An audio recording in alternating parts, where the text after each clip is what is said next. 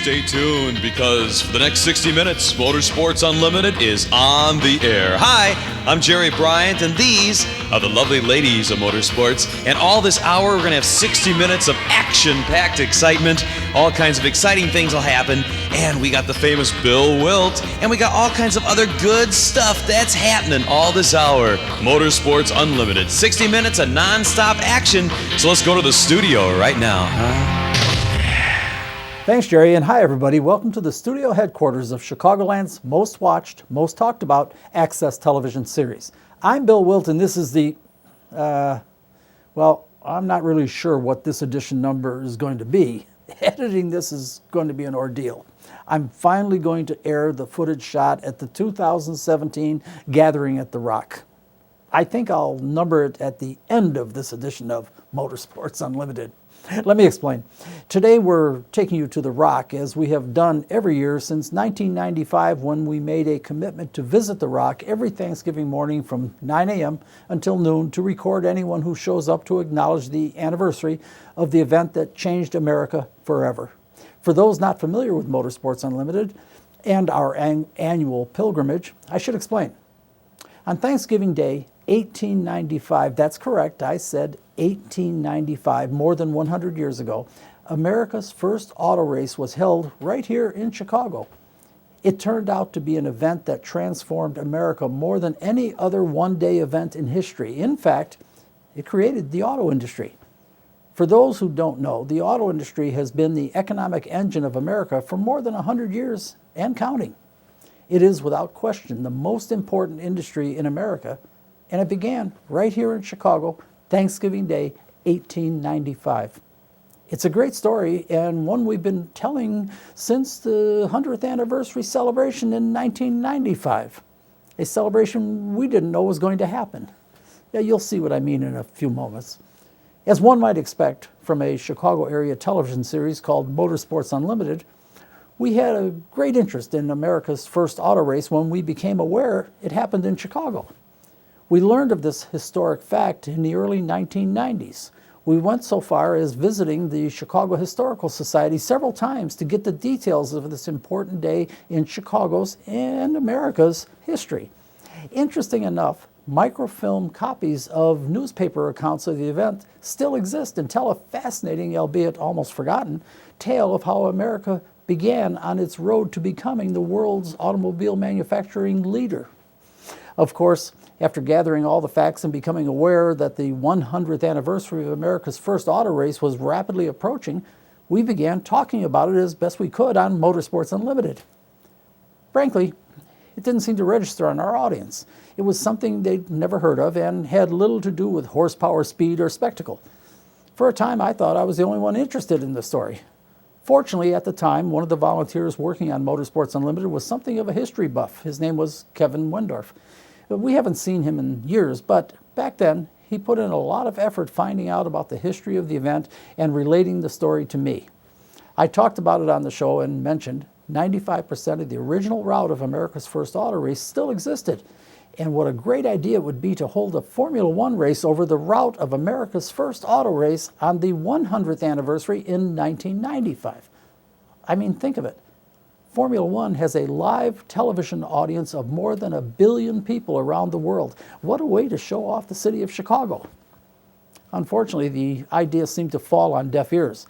Oddly, few seemed to be interested in the fact that America's first auto race was held in Chicago, and there was a direct lineage from the event to the creation of the auto industry.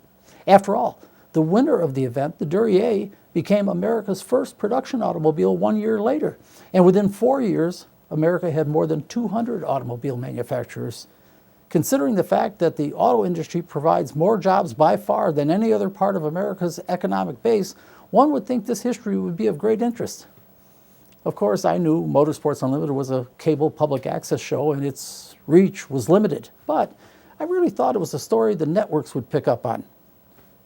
That didn't happen. With Thanksgiving Day 1995 approaching and not having heard of any special celebration activities, I made plans to bring our production team to Chicago's lakefront to find the approximate location of the start and finish of America's first auto race. All we had to go on was a picture of the cars lined up for the race with the Museum of Science and Industry in the background. I felt we could pretty much figure out the location by guessing the approximate distance shown in the picture. By this time, I was plenty annoyed that no one seemed to care, and it was my plan to stand down there with the museum in the background, duplicating as much as possible the scene in the picture, and then grouse about the fact that no one seemed to give a damn about this important moment in history. And yes, I'm more than capable of grousing for an hour. Oh, by the way, I should mention the Museum of Science and Industry didn't exist in 1895 when the picture was taken. The building was left over from the Columbian Exposition, that's a World's Fair, of 1893. It didn't become a museum until 1933.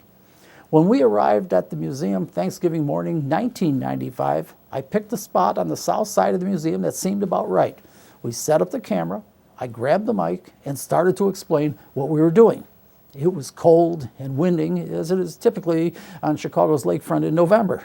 I started my rant explaining to our motorsport girls what this was all about. While taping the opening, I knew I was going to have to do it in segments. It was just too cold to keep everybody out for an hour. Anyway, while taping the first segment, I noticed some activity across the street and wondered if it had anything to do with the 100th anniversary of America's first race. While my crew and the girls were getting warmed up in the van, I walked across the street, and sure enough, these were folks from a group called the American Autosports Centennial Committee, and they were there to dedicate a piece of granite they had contracted to mark the spot where America's first auto race started and finished. They outlined their plans that involved a brass-era car parade over the original route, along with dignitary speeches, and of course the dedication of this special piece of granite, which was covered by a large checker flag tarp. I couldn't have been more pleased. Okay, it wasn't the Formula One race I'd envisioned, but it wasn't nothing either. I quickly went across the street and told the girls and the crew what was going on. We gathered up our equipment and moved to the other side of the street and started taping. What you are looking at are selected scenes taken from our coverage of the 100-year celebration of America's first auto race, taped in 1995. Good morning, ladies and gentlemen. Because it's a little bit cool still, but a beautiful day for our race, we'll have a very short program. Norman Ross is my name, and it's my real pleasure to welcome you to this 100th anniversary of the day the automobile was introduced to our country, an historic day then, an historic day now.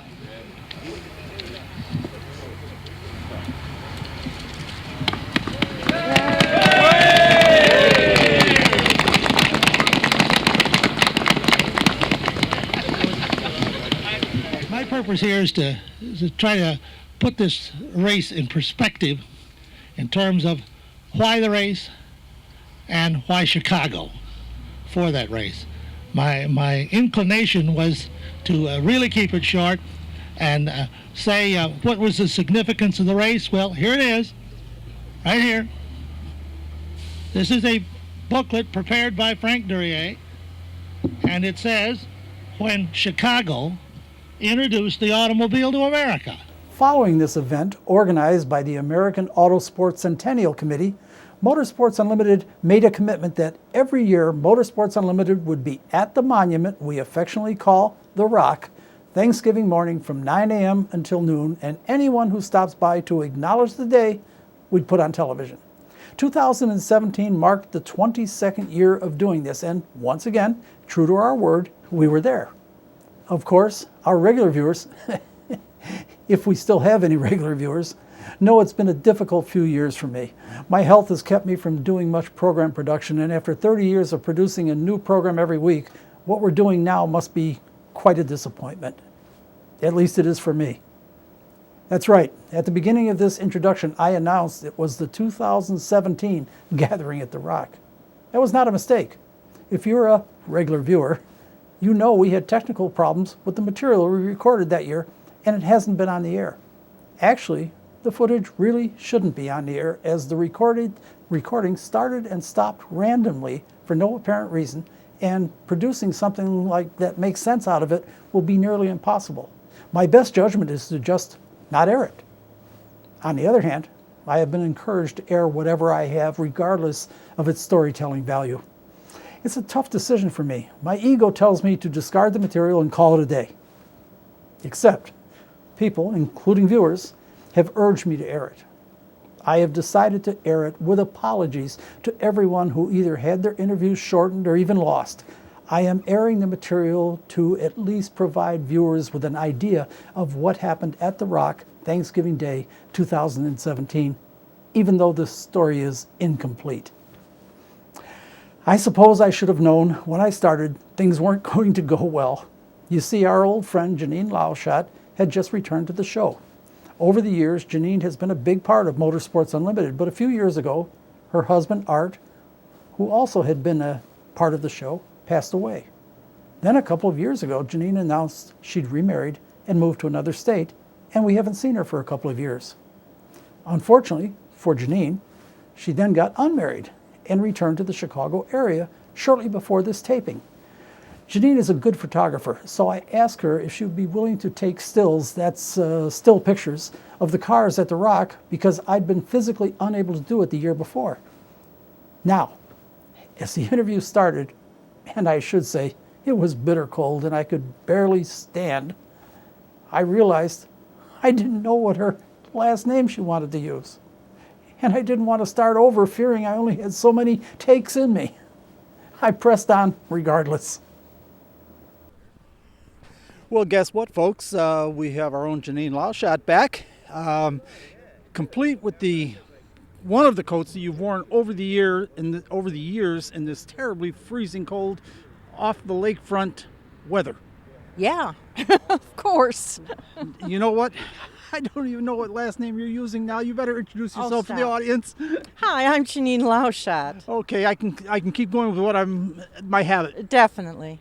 Okay, Janine has been missing for the past couple of years, and I'm sure you've all noticed. In fact, I was so disappointed with what I did last year down here at The Rock because I don't get around that well anymore, and I couldn't take any of the still shots of the guys' cars while we were talking to them and explaining what cars they had and all that, and I couldn't put still pictures of those cars. Janine is back and volunteered this year, and she's a good photographer to take the pictures, right? Thank you, Bill. I appreciate that comment. No, it's important. I was so disappointed, when you sit down and start editing this material, and the guys are talking about their cars, and it's 5 feet away, and I can't show them a picture. So I do appreciate it. Oh, you're welcome. Okay, well, now that I've said all that, I hope the pictures come out. Anyway, we better get started here today. I wanted to make one comment before I forget, and that is I would like to invite and encourage everyone to join Motorsports Unlimited on Facebook. I'm the administrator. Answer a few questions to join the page, and you're more than welcome to post your pictures, your memories, cruise nights, car shows, whatever. And the other thing I want to announce is that Bill Wildt has a YouTube channel to which he is now uploading a lot of his, trying to upload a lot of his shows now. And so now the program's available to the World Wide Web. Yeah, I suppose I should probably explain that a little bit. First of all, I have no idea what she is just talking about because she's been doing that for several years and I know nothing about it. I sort of ignored the whole thing because I kind of thought in order to participate, in order to see the programs, you kind of had to be a computer geek. And I said, for all those 7 computer geeks in the world, it's just not worth the effort. Well, guess what? I happen to have Comcast cable and it has a voice command. And playing around with the thing a few weeks ago, I find out if I say, Motorsports Unlimited YouTube, it comes on my TV set. And I says, wow, lots of people can do that. So now in the last 10 days, I've uploaded 20 hours of Motorsports Unlimited, and I'm going to keep uploading them. And the Facebook thing, I don't know anything about. I know. Yeah, you do. You're lost. Yeah. I know nothing about that. But in any event, she's right. In order to all it takes is. All I have to do is, I know. Yeah. In any event, we're trying, folks. And believe me, this is a lot harder at 74 years old than it is at 24 years old. So be patient. We're doing the best we can. Happy Thanksgiving. Oh, I forgot that. It certainly wasn't my best work. I mean, can you imagine getting into the interview and realizing I'd used her old name and I didn't know the new one? Or if there was a new name to use? Come on, it was cold. At least the video and audio were still okay, and I told myself not to screw up the next one because it was a representative of the Chicagoland Toys for Tots motorcycle parade, and I certainly wanted to give these fine folks the platform they deserve to promote the important Chicagoland Toys for Tots motorcycle parade. Every year, I tell folks when we come down here to the Rock that I'm going to be here from 9 a.m. until noon, and anybody that shows up to acknowledge the day, this is a very important acknowledgement of this day in history. And anybody that shows up will put them on camera. And some of the people that show up literally every year are the Toys for Tots group.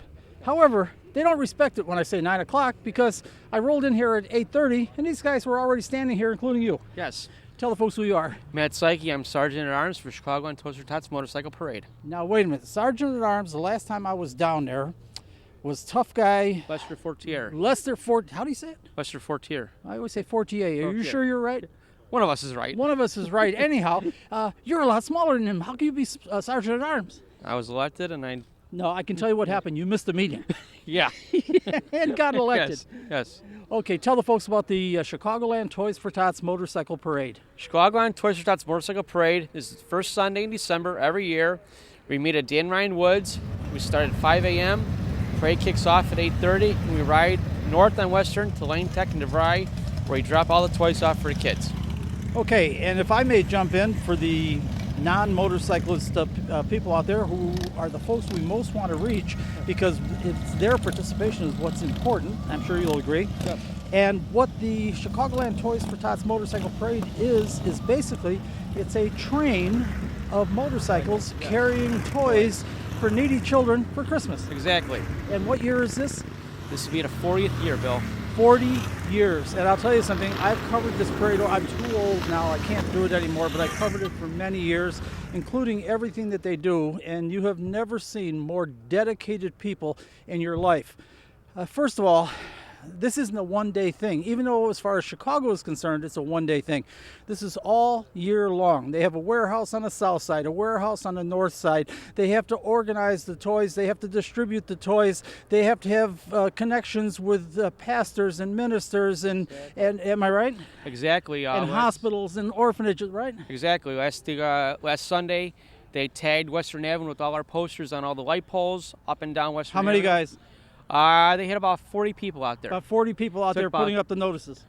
40 people, 2.5 hours. In addition to that, they do a live call-in television show for 2 months preceding the parade On every CAN year. TV, Monday nights, At what time? 7 o'clock. 7 o'clock Monday nights, so that the people in Chicago know what's going on to organize this well. And I can tell you, I've worked with these people. Well, I worked with them for about 15 years. I can promise you, every dime, every toy goes to the kids. There is nobody getting any money out of it. Never. We're all volunteers. Everybody's a volunteer, Yes. and I've seen this organization from the warehouse on the south side to the. Is it still Llama Yes. on the north side? It's south side is 8900 Odell and Bridgeview. And the north side is it still Llamas? It's Used to be the Llamas Clubhouse. it's now we have a storage lock on the north side, Okay, so but we still have a storage. but you still have the Yes. storage facility. Yes. And to organize, because I don't know what they're going to have this year. This is very weather dependent. But I know one year we covered it. They had 60,000 motorcycles participating. Now think about that. 60,000 motorcycles that leave the Dan Ryan Woods on Western Avenue in the morning. And at that time they went up to Foster Avenue. But when the first motorcycles are getting to Foster Avenue, there were still thousands that hadn't left the other end. Exactly. About 4 or 5 years ago, it was like 70 degrees on that day. We had close to 70,000 bikes. The woods were all filled. The back parking lot of the woods was filled, and they were all lined up on Western Avenue down in the Blue Island. It is an amazing thing, but what I want people to understand is that's not easy to do. The It's organization, the not. volunteers to keep everybody where they're supposed to be when they're supposed to be there, literally cutting the city in half for about 3 hours is not an easy thing to do. And you guys take it real serious about people being able to get across the street and all of that. I think you do a wonderful job. I really do. It's a year-long process, okay? After this year, we're going to start for next year, okay? We have to meet with the city, meet with the Forest Reserve Police, CTA, all the things that are affected by this parade. We have to meet with, and we have to meet their goals of what they want us to do as far as safety, okay? We have stationary blockers on all the corners along with the Chicago Police. They do a tremendous job. keeping everyone from crossing over, turning in front of the bikes. It is a hard job to do, but we manage to do it every year. They really do, and once again, it's for a great cause. And these guys, I mean, talk about selfless volunteers. They're just incredible people. Now, did you ride down here today? No, I drove. Because you don't look cold enough.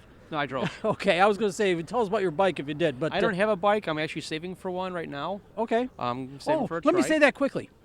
Yes, it's the Chicagoland Toys for Tots Motorcycle Parade, but you don't have to be a biker to participate. not. Line Western Avenue, it's always the first Sunday First Sunday in December 3rd. December 3rd, line Western Avenue. Cheer these guys on. It's cold. People have gone through a lot of effort to decorate their bikes and roll them out.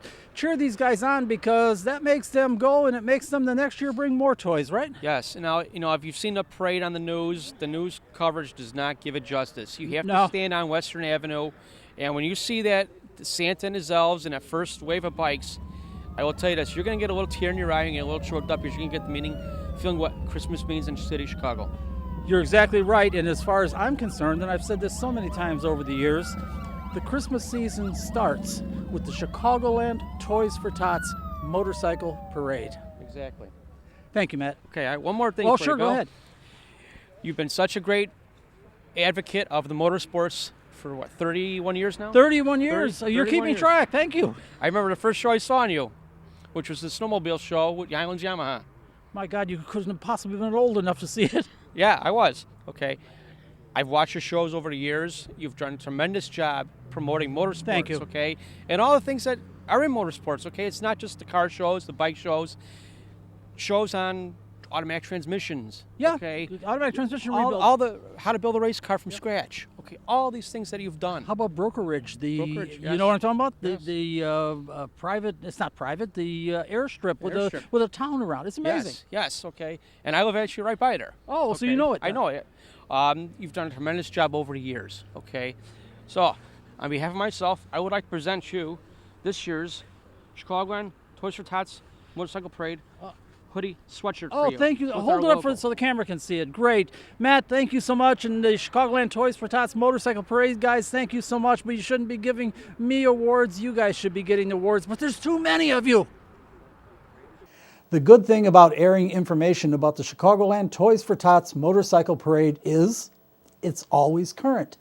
Meaning the important part is promoting the event that makes it possible for every kid to have a Christmas. The fact that this was taped in 2017 promoting the 2017 Chicagoland Toys for Tots Motorcycle Parade held the first Sunday in December is just as true in 2018, 2019, 2020. Well, you get the idea. It's always the first Sunday in December and opens the Christmas season in Chicago. Don't miss the annual Chicagoland Toys for Tots Motorcycle Parade, regardless of the year. Now, back to my 2017 camera problem. I explained we had serious problems with the footage, and it apparently began now. I say apparently because I really don't know. There was a lot of black video on the tape and no audio. When the recording picked up again, I can see the cars in the background had changed, and it was obvious time had elapsed, but I don't know what was missing, if anything. Following is the next recorded interview. The idea, folks, is that I invite people to come down here to the Rock every year to acknowledge the event that started the auto industry in America in 1895 and continues to make our country wealthy even today. So it's important that we acknowledge these days. And I'm not sure if I've seen these fellas before, but let's meet them. You are Jack Hokenauer, from Tinley Park. and Ken Becker from Tinley Park. and Jeff James from Moni. okay, all guys from the south side. We've got cars behind us. Whose cars? That's mine. Okay, please tell us about it. It's a 1965 Buick Skylark Grand Sport. Turbocharged? Turbocharged, blown, and injected with nitrous. Oh, so you don't mind me asking, how old are you? Oh man, we just went through this. He's 90. He's older. Let's remember that. I'm 70. And you still like all that? Oh, heck yeah. Okay, but my kind of guy. And who owns the GTO? I do. Okay, please. First of all, I can tell you this, that in 1963, I drove one of the very first GTOs It was a 64 model in the Chicago area on Ashland Avenue near Belmont. Nice. 4-speed tri-power car, and I said right away, boy, did Pontiac get it right. It's the right size, the right power, everything. It was such a great car. Tell us about yours. It's a 64 GTO. It doesn't have much original stuff on it. I got a little bit different motor. I got it built up a little bit. I got air ride on it, custom rims. Pretty much that's it. I mean, I love the car. It had it for 17 years, and thanks to John DeLorean, William T. Collins, and there was another guy, GM, that made that muscle car happen. Well, let's not forget, John DeLorean was really the mover and shaker that really made everything. In fact, people should understand that before DeLorean came around, Pontiac was pretty much on their last legs. It was an old man's car, didn't attract much attention. Right. And DeLorean came along. Snuck it under the table at GM.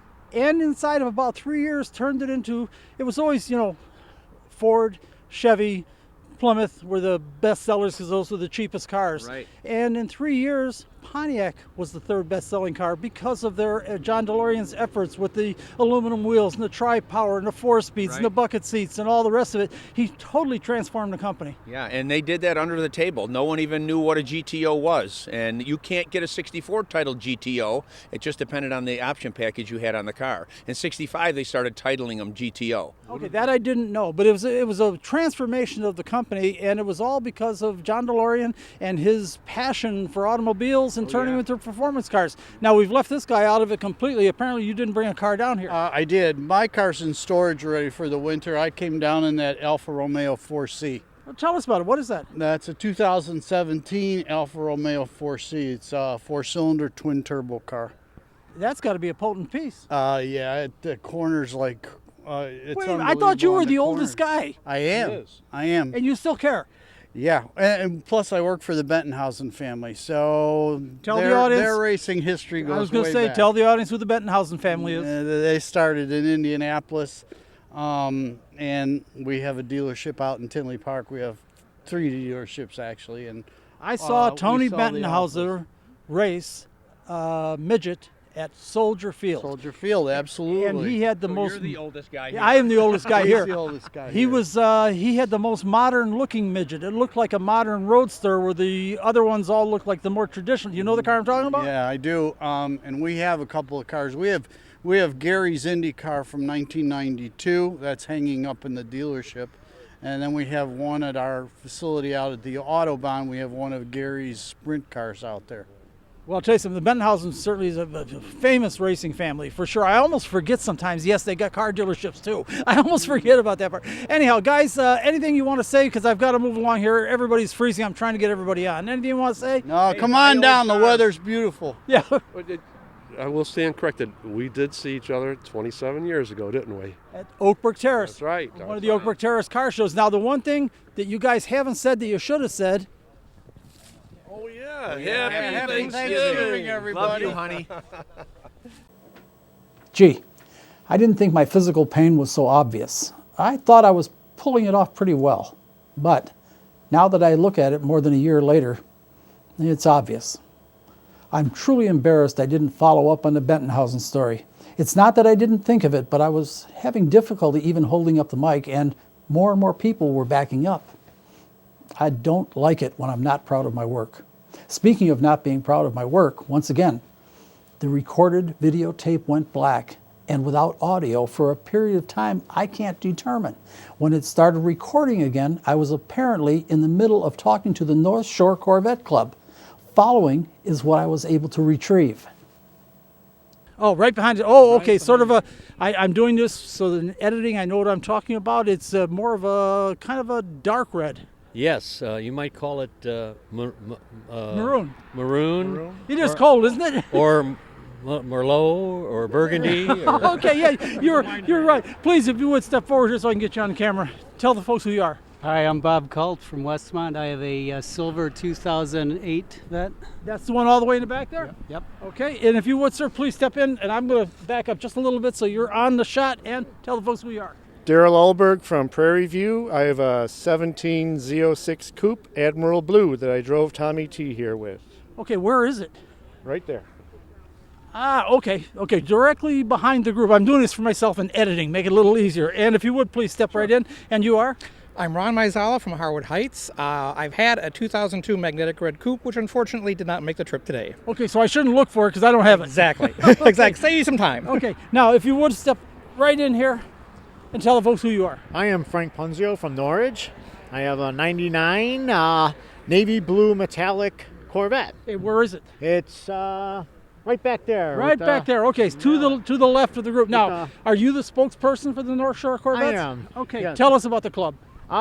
It's been around since 1973. I've been a member for 11 years now. Coming to the Rock for 11 years. I've been bringing the club here with us for about 6 years or so, 7 years. Everyone loves it. It's an annual event, and we look forward to doing many more in the future. I hope it becomes what I've always tried to do, is to make this part of the motorsport community's Thanksgiving tradition.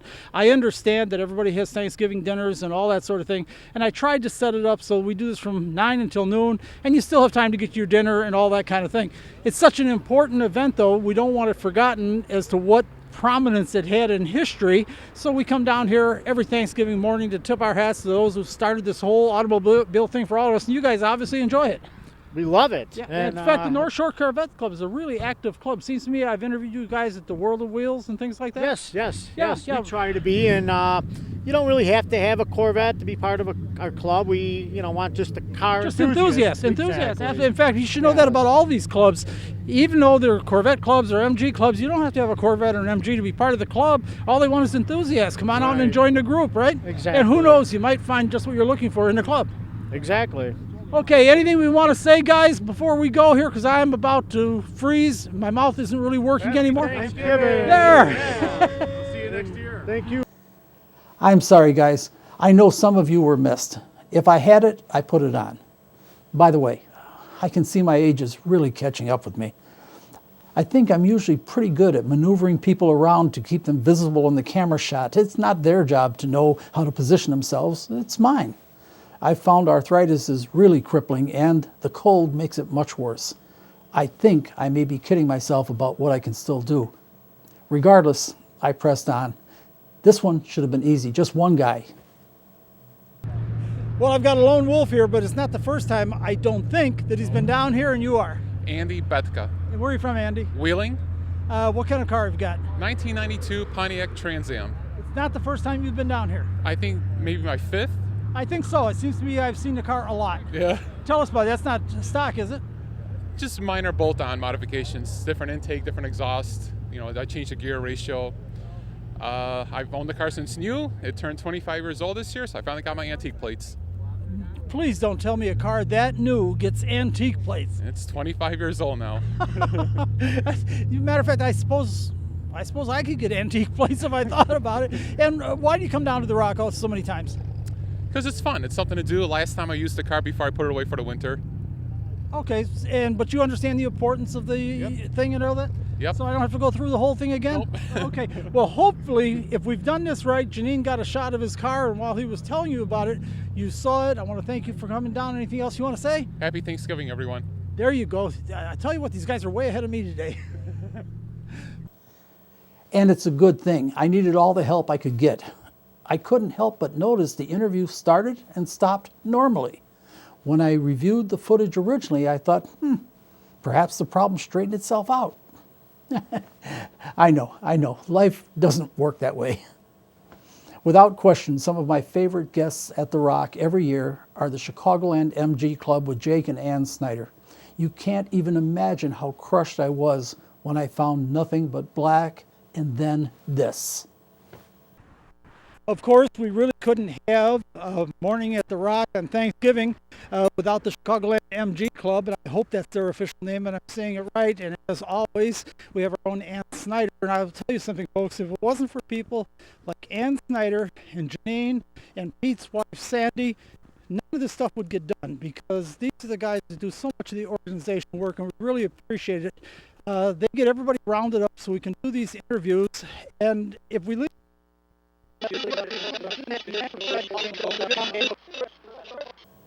Had enough? Me too. I was devastated. Of course, the black stripes indicate a clogged video head, but the spontaneous, unprovoked, rapid rewind is a mystery. I'm sure you can imagine how I held my breath when I searched the tape to see if I had anything. Believe me, television isn't always fun. I said I would air what I had regardless, so here is where the recording picked up. Apparently, I just finished chatting with Chicagoland MG Club representative Ann Snyder. So we have a long history of motorsports connected to little British cars. Okay, and I always, and you don't see the shows and everything, but I always comment on it. I've just done a number of motorcycle road trips, and I always tell folks that the only way you can do this in a car, because not everybody belongs on a motorcycle, and I'm the first to say that, the only way you can get the same kind of a feeling is in a early British sports car. Oh, correct. Same as a motorcycle. Top down. Top down, early, and also maybe it'll run, maybe it won't. You have to be resourceful, right? Yeah, I know. No, I believe me, I've had plenty of them. I know. And I know the person that keeps yours running, and I'm going to ask you to step right over here so I can get them on camera. Thank you. And I know we're in close quarters here, folks. And this is her husband, Jake, right, Jake? Yes, I'm Jake Snyder, and I've been Ann's husband and mechanic for a long time. That's right. As a matter of fact, he's a serious mechanic. You actually supercharged one of our MGs. Yes, I did. It was a wonderful experience, and we'll be driving again just as soon as I finish welding on it. The one thing I think I forgot to ask you that I really did want to ask you is how many pounds of boost? 7. Just 7. So it's conservative. Very conservative. Sure. But can you feel the boost? Absolutely. Feels like a V8. Okay. All right. Yeah. Okay. 7 pounds. I guess you would feel that. Okay. If you would please step forward here because I'm too old to reach that far. You are? Sure. David Newman from Westmont, Illinois. And do you have an MG down here today? Not today, but I have a 79 MGB. Okay, and I'm going to ask you to step that way and get the next gentleman in here. Make it a little easier on me. Tell the folks who you are. I'm Dave from Oswego. Okay, do you have a car down here? I have a car here. I have a 67 MGB. Better say what color. British Racing Green. British Racing Green, of course. Okay, and by the way, Jake, I didn't ask you. Please step over here for a moment again. What have you got down here today? Actually, we have Ann's Miata, which is a very... You hear everybody's laughing? Well, a Miata is a logical extension of what an MG could have been with better British management. Well, you're and without Lucas. And that's true. Okay, please, I step forward, please. Scott Boyer from Naperville. And what have you got down here? 77 MG V8. What color? Green. Okay, it's a 77 V8 MG. Was that stock? No. Okay, what did you put in? A Ford 5.0. Oh, a lot of work. Yeah. Did you do it yourself? Yeah, I did. Okay, what color is it? Green. Great. Oh, hopefully we picked the right car to take a picture of. You have it here, right? Yeah. Okay, please, next man, come on up. And you are? Steve LaFon. Okay, I see you got a lady with you, and I would much rather have the lady up here. Okay, please tell the folks who you are. I'm Liz LaFon. We're from Aurora. Okay, and what color is your car? We have a black MGB 74. Is the top down? No. Why isn't the top down? Her. Yeah, I figured. The heater works well. Well, exactly. That's why you put the top down. Anyhow, you having fun down here today? Because you've been down here before. I've seen you many Yes, times. we have. Yeah, Yes, okay. we have. And what color is the car so I get it right? Black. Black. Okay, I hope I get the right cars with the right people. Please, whoever's next, step up here, please. It's hard for me. I barely can move. And you are? Bill Califoot from Westmont, Illinois. And you are? Jean Heasley from Westmont. Okay, who has the car? It's his car. Tell us about it. It's a red 1970 MGB. Okay, and top down? No top down. I don't think it'd go back on. It's too hard. They are hard to put up and down. Right. It's not exactly. I'd have to heat it for a day or two. Not exactly push a button. Right, exactly. Okay, if I can get the next folks up here, please step on up here. Yes, please, the pretty girl. I'd much rather have her next to me than the guy. God. And you are? I'm Jody. Jody what? Simons. And where are you from? Chicago. And you are? Steve Sparks. From? Chicago. And who's got the car? I do. Tell us about it. It's a 65 MG midget, and it's red. It's right behind these gentlemen here. Boy, I hope Janine's getting all these pictures. I hope we get the right people with the right cars. Is this the first time down at the Rock? No, this is our third or fourth time. I thought I'd seen you before, yeah, sure. Third time here. Okay, and if I could have you step back and get some more people up here. And I'm sorry, I'm not running around like I usually do, but I just don't move that well anymore. And you are? Bob. Bob what? Dorley. And where are you from, Bob? South Elgin. And you are? Jim Compton from Elgin. Okay, who's got the car? I do. Tell it's us about a 78 MGB, blue, and Bob is my navigator. Was the top down? It wouldn't go back up in one piece if I tried. And what's happening here with the guys not having the tops down? It's beyond me. Yeah, that was tradition. You guys always had the tops down. I have to say, though, that my 68 Red MG has a stowaway top. It probably takes us 12 minutes to either put it on or take it off and put it in the boot. Now you just said... My Miata takes 12 seconds. I was going to say, what are you talking about MG? You've got a Miata now. We have the MG also, but I have the top down on the Miata all the time because all I do is push a button and... It's a lot easier. It is. And I'm going to ask you to step over there because I'm trying not to ignore these folks. Please step over here, please. How are we doing? I'm doing good. First, the pretty girl you are. I'm Carrie Hickenlooper from Darien, Illinois. And? Dean Hickenlooper from Darien. And whose car? It's our car. Who can tell me about it? It's a 79 MGB yellow. Okay, this is not your first time. I've seen you down here before. No, Both no, you guys. we've come down several times. So yeah. it's sort of a tradition for you now, I hope? Yes, and unfortunately the top is up because of my wife. Okay. Boy, notice that all of the guys are blaming the women that the tops are. Or would it have been okay with you if he put the top down? No. Okay, if I can get the gentleman behind you, I think he's the last one. I hope I've got everybody, and you are. Hi, I'm Doug Clark. I live in Chicago, North Side. I drove my 68 MGC Tourer over here. What color? It's the red one. So it's one of the rare 6-cylinder cars they made. Okay, what year? 68. They had that in 68? Yep. Okay, and how long have you had it? Since 2005. Okay, use it often? Yeah. Okay, have you been here before? Yeah, a lot Okay. of times. Well, I must say, the one guy that I keep looking for is the guy that I remember most. He had sort of a kind of a German-sounding name, always with a big hood. Well, Reinhardt just moved to Atlanta for the warm weather. I don't blame him. Anyhow, I want to thank Ann. I want to thank, yes. One more thing. Sure. I would like to express our appreciation to the desk sergeant at the 3rd District of the Chicago Police Department. I always phone first thing Thanksgiving morning, let them know that we're going to be here, and they give us a parking courtesy along with Midway Pleasance here, and they're always very gracious about it. You're exactly right. And by the way, I've explained this before. Ann Snyder has been instrumental in helping us get permission and all that because she's a real sweet woman, and her voice over the phone is much more compelling for those guys than mine is. And I thank you for your efforts in that area. Things always work best with please and thank you. Don't you agree? Oh, yes, yes. Okay, hopefully everybody is enjoying it down here today, even though I am so frozen I can barely move. I'll tell you what, yes, that's right. Let's get the ladies up here, please. All the girls, let's get the MG girls up here. Come on up here, please. All the MG girls, please step on up here. Please step up here. Come on, I got a job for you guys. Come on. Don't make it hard for me. Everybody step up here, please. Yes. One more plug. I'd like to put in a plug for the Midwestern Council of Sports Car Clubs, which is a race sanctioning organization. We're always looking for corner workers. It's the second best seat at the track. So just do a search for Midwestern Council Sports Car Clubs and you can find out how to really be involved in racing as a volunteer staff worker. And never stops. Now, everybody together, please. Happy Thanksgiving. Now. Happy Thanksgiving. I can't apologize enough to these folks. Jake and Ann Snyder are among my favorite people, and the Chicagoland MG Club is sort of a reflection of them. In my mind, having problems while videotaping their group was my worst nightmare. Let me show you just a taste of something I taped in 1996 when I first encountered Jake and Ann Snyder and the Chicagoland MG Club. This is from 1996.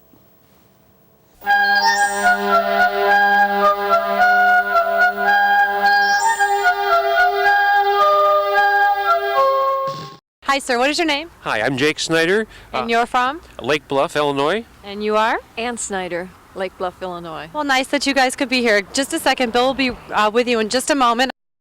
Now, folks, tell me about your car. Who can tell me about the car? Can you? This is my daily driver. We Tell us drive about it 20 degrees below. We're driving this car. Now, come on. You're not going to try to convince our audience that a British car is going to start every time, every day. It took us to work and home again when the high for the day was minus 13. The Chicagoland MG Club is a terrific group who knows how to enjoy their cars.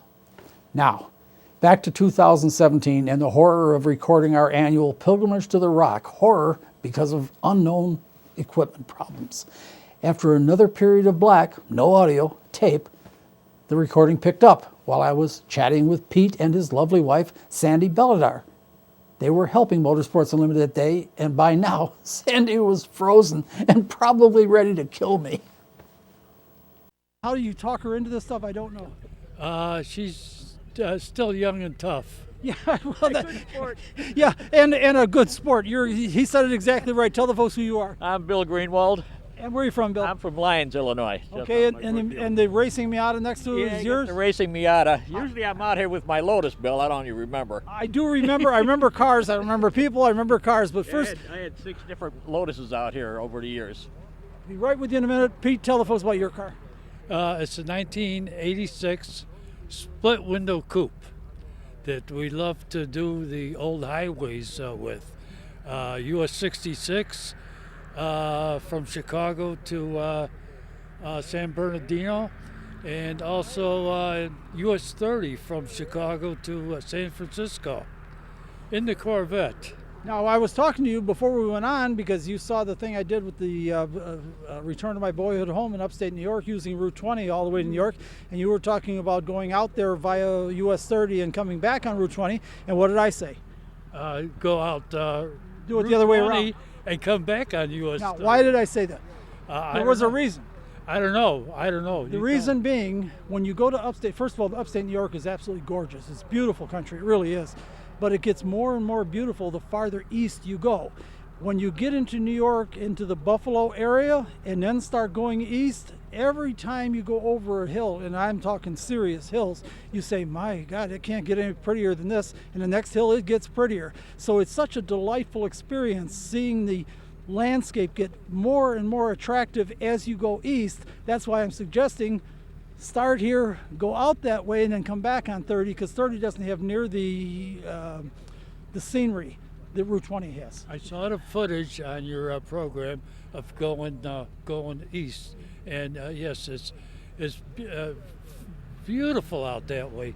And a lot of people don't realize the New England area is drop dead gorgeous. Do you know there are people that come from all over the world in the fall to New England? Do you know that? No. And do you know why the fall? No. Change of color. Oh the my. seasons, and the reason has something to do, I don't totally understand it, it's not my area of expertise, has something to do with the soil on the East Coast, that the trees, when they turn red and gold and purple and yellow, they're brilliant colors. And people do come from all over the world to see the change of colors in the fall in the, not just upstate New York, but Maine, Vermont, New Hampshire. It's beautiful. You didn't know all that? No. It really is beautiful. If you haven't been there, people really should. My mouth is not working anymore. It's cold. You must know what I mean. Yes, it's cold. Yes, it's cold. Bill, you can't leave Massachusetts out. That's where I went Massachusetts to school. is where I was born. Beautiful, yeah, it's I was wonderful born in there. Pittsfield, Massachusetts. Oh, yeah. I can't even say the word Massachusetts. I'm so cold. Tell us about your Miata. Well, this is a racing Miata. It's a 1991. It's designed for SCCA autocross. It's got all kinds of weird things on it, special clutches, brakes, there's oversized Brembo brakes and tires. Now I'm standing close to this man. How old are you? I'm 76. And you're older than I am, and you're still doing this? Oh yeah, it's a blast. I don't wheel-to-wheel race, but I do autocross and I do track days. Okay, let me explain. You said something. You said something the audience isn't going to know what you're talking about. Sandy, he said he doesn't wheel-to-wheel race. What does that mean? I have no idea. Okay, it means something to people who do have sports cars. When you're young, you want to do wheel-to-wheel racing. You want to race against other cars on the track so you can rub paint with them and all that, ferocious competition. Okay. As you get older, you start looking for kinds of motorsport events where you don't have to compete side by side with other cars. And things like autocross where you're timed and you compete for the best time of the day and all that, but you don't have to bang into other cars and that to do it. So when he says wheel-to-wheel race, you don't want to bang fenders anymore. No, I don't want to bang fenders. I'm too old, and the eyesight has to be perfect, and your reflexes have to be perfect, especially if you're doing, Road America or Groton or something like that. Groton, my favorite track. Oh, I love Groton. It's so you talk about beauty. That's a beautiful track. And it's so three-dimensional. It's bucolic. You get the ups and downs and the curves and the toilet bowl. All that stuff is just great. It's a real joy. Groton, I always said that I think I've raced most of the road race tracks in the area, and Blackhawk Farms is pretty, it's nice and everything, but I'm telling you, Groton is by far the best because of the three-dimensional nature. Now, I don't have the money to run Road America. It's very pretty, but with 3 200-mile-an-hour straightaways, I'd be spitting connecting rods you know what I mean? Stuff, yeah. I know what you mean. We're building an engine. I got a deep production engine for my Lotus going right now, and it's on the test stand. How many Lotuses do you have? I have 2 right now. Now, do you say low tie then? Yeah, it's a low tie. Low tie. It's not Lotuses. It's not Lotuses. Okay, guys, I'm frozen. We're done. Anybody want to say anything before we go? No, we'll see you next year. Yeah, are you sure? We'll see. Wait a minute. Give me her. I think I'm going to keep this one for myself. Come over here, Sandy. I want you to tell the audience something. Happy Thanksgiving to everybody. The actual recording of the interview began after I introduced Pete and Sandy. So let me say, that was Pete and Sandy Bellender. My apologies for missing that part of the interview. Now, let's see if we can squeeze in one more interview from the 2017 Gathering at the Rock. Well, I can always depend on one person showing up with a motorcycle here at the Rock every year. The only thing is I'm never quite sure what kind of a motorcycle he's going to come with. And I don't mean what brand, I mean what kind of a motorcycle. First of all, tell the folks who you are. I'm Cyril Friend from Riverside, and I have a repeat bike this year. Yes, you do. In fact, this one's been repeated several times. Yeah, it's a 73.5 BMW R60, a 600cc. And its most prominent feature? It's known for the horizontal opposed boxer engine, and this one is known for what they call the toaster tank with the chrome on the side. Yeah, boy, you're exactly right. You know your BMWs. I think I've told you before, I used to work at Apt Cycle Sales. Did you know Apt? Oh, yeah, when they were on Ashland? When they were on Ashland Avenue, I was 14 years old. I worked for Mike Apt, and we had, at that time, BMWs came only black with white pinstriping and cream color with black pinstriping. Do you remember the cream color ones? Oh yeah, that was a second choice. By the time you get to the early 70s, they had some beautiful choices: blue, green, gold, red, white, black. You could still get black and white.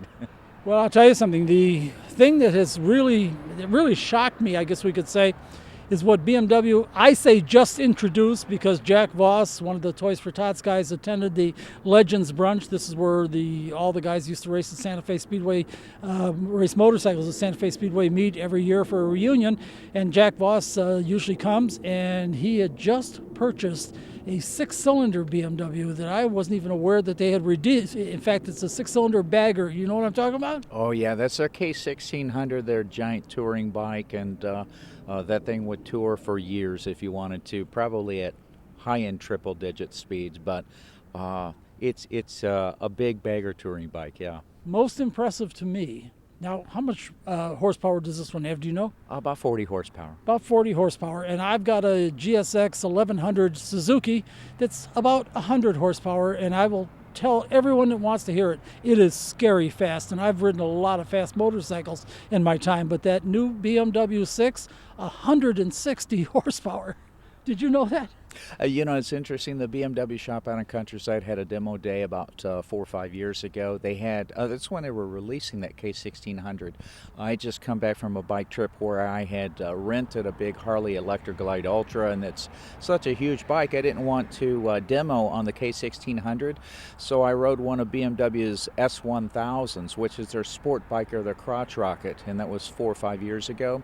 That bike is 170 horsepower also on about a 400-pound bike. Not my style of bike, but it was a neat experience. I'll tell you something even better, and the reason I'm excited about this is I happen to be a BMW fan. I always thought they built high-quality equipment, although not particularly exciting and low-tech. But now the BMW motorcycle line is as high-tech as anything in the world, and they have a version of that bike that you're talking about that they say is track only, wink, wink. weighs 377 pounds and produces 200 horsepower. Did you know about that one? No, but Bill, can I tell you a technology story about that S1000? On that demo ride, we were down near Palos Hills, and you have to stay in line. You don't get to pass anybody. But the bike was 170 horsepower, and I let a gap open up at one time, and I got on it, and I thought, no, that's not 170 horsepower. Let another gap open up, and it didn't just feel like that much, but we turned a corner at a stop sign, and I let a big gap open up, and the guy behind me, when we got back to the dealer, he said, man, I saw your elbow just wagging. So I went through the gears really fast, and I glanced down just briefly to see a light going off, and I thought it was a rev limiter. No, it was traction control. It was saving me from looping the thing or From wheeling. yourself. Yes, yeah. Oh, yeah. The only reason, and let me make that speech. The only reason they can do this now with these modern motorcycles that are, the horsepower they have is almost unrideable. And the only reason they can do it is because of the traction controls, because they all have electronic engine management systems and they can sense wheel spin. Because the problem is, you could do it in third gear if you wanted. You could light the tire, not by clutching it, just by grabbing a handful. They have so much power, and you could throw yourself on the ground very easily. Oh, it would definitely happen. I was also out at the BMW shop a little bit after that and saw one of them in the back that was crashed, and looked inside the seat pod. And on driver's license in the state of Illinois, you can tell based on somebody's driver's license number, you can tell their year of birth. This registration had two owners on it, and it was a father and son. Well, the son was about 19 years old, so I suspect I know who would have looped that bike out and crashed it. It is an S1000 and a 19-year-old has no business being on. Yeah, and I don't want to make a speech to people on this because I love motorcycles, and I love the more power the better and all that. But I will say I am uncomfortable about selling these awesome crotch rockets to inexperienced riders. I don't want anything limited. I just want people to use good sense. You know what I mean? Yeah, and me myself, I just bought a new bike a couple of weeks ago, and it's 30 years old. It's a 1987 Yamaha TW200. If you ever see them, they are like the dune buggy wheels, giant, chubby back tire. Has about 14 horsepower. I grew up in the days when a 750 was a big bike. 40 horsepower is plenty, so yeah. I have fun. Well, listen, I want the 200 horsepower bikes, no question. I do, but I've got enough sense. I mean, come on, I've raced my entire life. I raced professionally for 5 years. I know not to grab a handful that can hurt you, and I just hate to see people who don't know that riding. But I don't want them taken away. I love the things. Anyway, I'm frozen solid. I can see we got a couple more people rolling in here. Anything you want to tell the folks this year?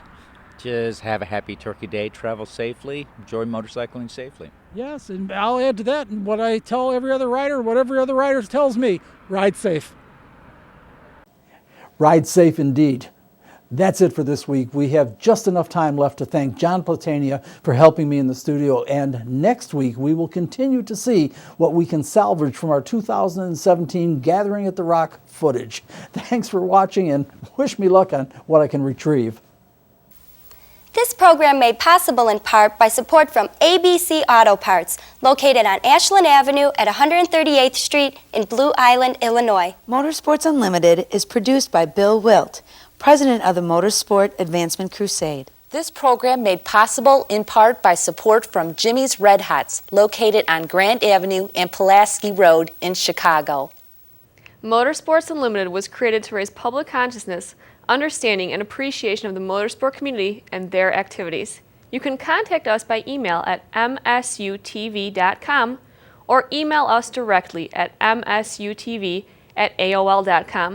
We enjoy hearing from our audience and encourage you to let us know what you think. Now, this is not one of our usual next weeks promoting next week's program. This is a reminder that Motorsports Unlimited is now global on YouTube. Simply subscribe to Bill Wildt Motorsports Unlimited on YouTube and watch us anytime. So that's it, another edition of Motorsports Unlimited and the lovely ladies of motorsports. And be with us next week because we'll have something real exciting. Bill Wildt's going to have the lovely ladies, and just about anything can happen right here on Motorsports Unlimited. Every week at this time, we bring you the best in motorsports. So be seeing ya. Bye-bye. And keep on rocking.